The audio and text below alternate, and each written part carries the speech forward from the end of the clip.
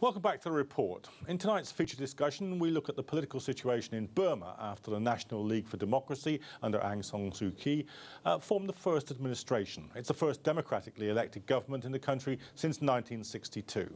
However, challenges lie ahead for the new government, both in how it deals with the still dominant military leadership and with concerns from communities such as the Muslims, who still face oppression. Nathaniel Amos Sansom has this report.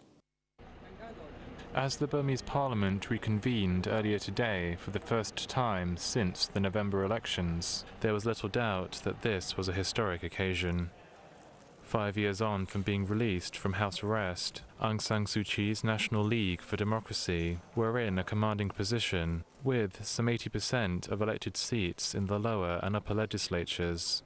The first sitting of the new parliament is another step in Burma's drawn-out transition to democracy following last year's elections.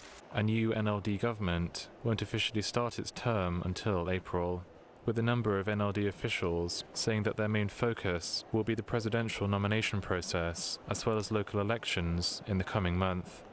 In his final speech last week to the outgoing parliament, the retiring president, Khin, said that he hoped that the new government would bring about peace and development in the country.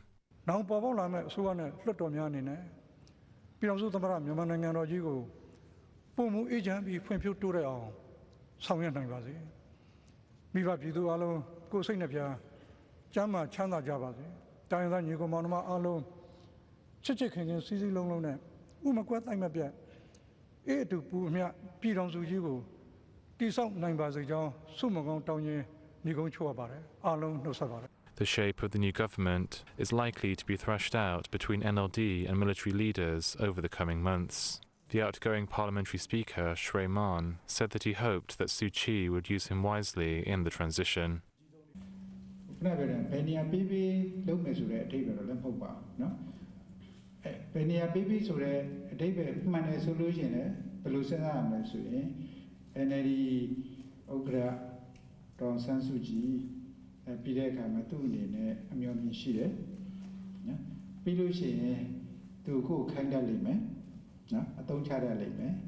While the NLD holds a resounding mandate, and Aung San Suu Kyi has said that she will stand, quote, above the president in defiance of the 2008 constitution, any push for greater openness by the League is likely to be tempered by political reality. Despite its resounding victory, the ruling military still hold a quota of about 25% of parliamentary representation in both houses.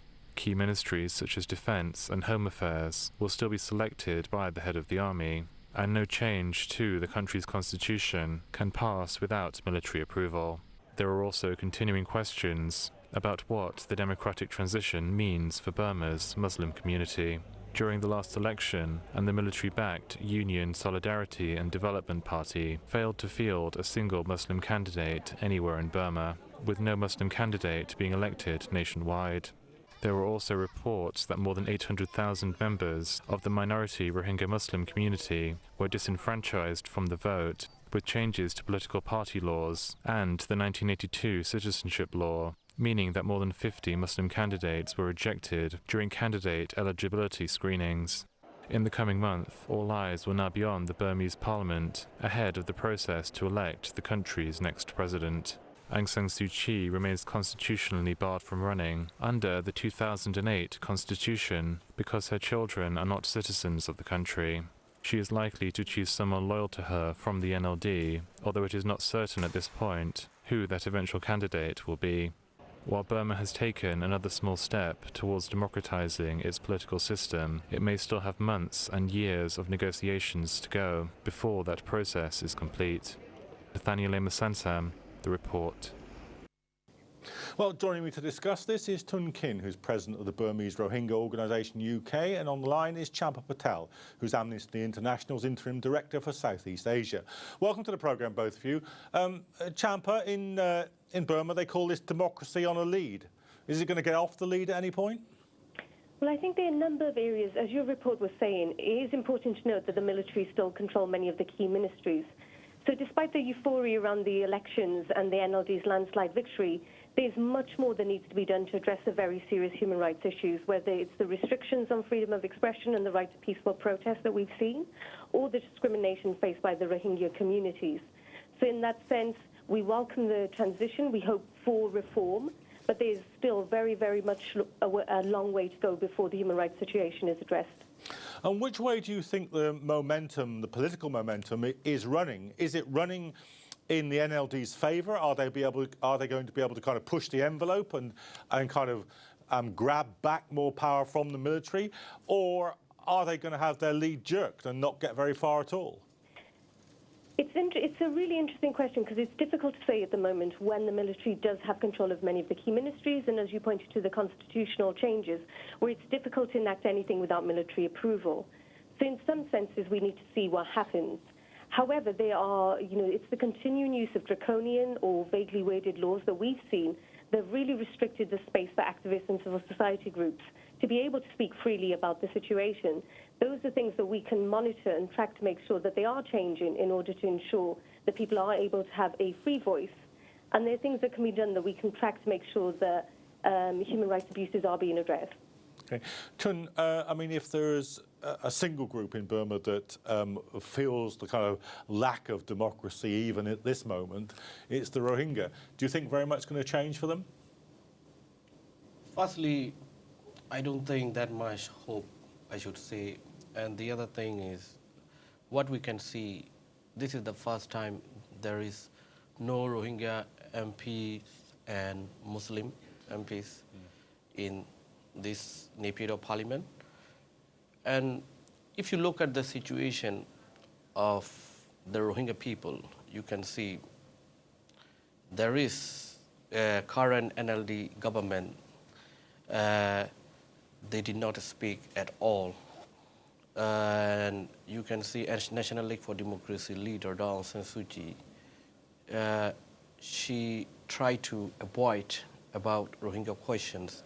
And in my opinion, I don't think that much will give room for Rohingya. And it's whatever, anyway, now this is important is that NLD-led government have to do something very seriously. This is the right time, this is important time, I should say. NLD has a strong mandate, a strong party unity. And you can see there is anti-Rohingya campaign and anti-Muslim campaign, which was created by President Thein Sein government to undermine the support of NLD. But you can see the people of Burma voted to NLD. The people want to see hope, the people do not want hate.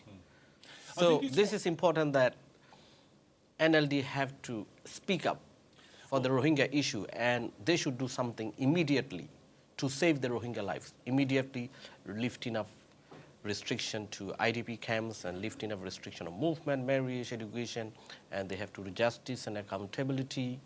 You know, they have to take action against hate speech, and they have to do some repeal the laws, repression laws, including 1982 citizenship law. This is what I was going to ask you about, because I mean, I think many commentators have made the point that the NLD were, let's say, not exactly principled in their defence of the Rohingya, and we've ended up, as you say, with a situation where there are fewer Rohingya and Muslims elected than there were before. But do you think that the NLD are more open to pressure than the old setup was? In my opinion, this is the political leadership, the willing of the political leadership. If you look at, as I mentioned earlier, anti-Muslim campaign, anti-Rohingya campaign was everywhere before this 2015 election, November 8. But this was created by President Thein Sein to undermine NLD support. And it didn't work. At the landslide victory have shown that people want to see something, some big hope to NLD. So this hope should, for every citizens of Burma should get their rights. So Well, just let me ask Champa a bit about this. I mean, Champa, that's right, isn't it? That despite an anti-Rohingya campaign against the NLD still got a landslide. Do you think that will make them any braver over this issue than they were during the election campaign, which is to say, not very much? I hope so. I think this is an opportunity. I mean, we are talking about decades of entrenched discrimination, and as the speaker was saying, a desperate humanitarian situation where we've got tens of thousands forced into camps without access to basic services, the previous government blocking independent aid agencies from accessing, and severe restrictions on the Rohingyas' freedom of movement. And we saw what happens when people did try and flee and find a better life, the terrible consequences of that last summer when thousands were stranded on boats in the Andaman Sea. So this is an opportunity. I think there's an opportunity to pressure the incoming administration to ensure that they do address the institutionalized and structural discrimination that the Rohingya face. Because we have to stop these horrendous violations taking place. And we'll be doing everything possible to ensure that is the case at Amnesty International. And what do you think generally about Aung San Suu Kyi's role here? Because she said that despite the fact that they don't have the power to appoint to appoint her as the president, that she would be above the president. That sounds like a kind of, fairly firm attitude towards the military. Do you think that's what it means? I think we need to see how that translates into practice. What does that actually mean? So if it means the ability to speak up and stand for and ensure that people's rights are met, then that means something. So I think it's still, in a sense, too early to tell. But it's almost seeing what does that actually mean in practice, I think. But I would say on the Rohingya issue, this goes beyond any one individual. We are talking about entrenched discrimination. So what we actually need is a wholesale change in government policy regarding the Rohingya. And this goes beyond the actions of any one individual in order to address the violations that have been taking place. Tony, do you think there's an extra parliamentary dynamic to this, that the kind of breakdown or partial erosion of military rule will mean that there's some kind of popular expression of the people's will, not just an electoral expression of it? Will there be stuff happening on the streets that may begin to shift the political balance? Not at all. No, not at all. It depends on how far NLD government wants to do, how far NLD government wants to give ethnic rights, including the Rohingyas. This is the important key points here. You can see if you look at military and NLD. Military, they want to have a normalization with the international community. They are happy. They don't want to go back, bring back sanctions and others to their country, because this is what the military government brought to this situation. They have a roadmap, a national convention about 20 years ago, since 1993 they started that, and they did a roadmap, and they did a constitution, 2008 constitution, which is still running on. So if you look at the real issue here is the NLD leadership have to, clearly and specifically, they have to speak on Rohingya issue, in my opinion. If you can see the election demonstrate a strong power, having a strong power, Aung San Suu Kyi, she has. So she have to take this opportunity and she have to speaking up. People of Burma and other human rights group, actually they should have some points to speak up for the Rohingya issue. If let me just stop you there because we're running out of time. I just want to get one last question to Champa. Champa, do you think, sometimes when authoritarian regimes attempt to sort of transition to democracy, it runs beyond the establishment political process. Do you think that's likely to happen in this case?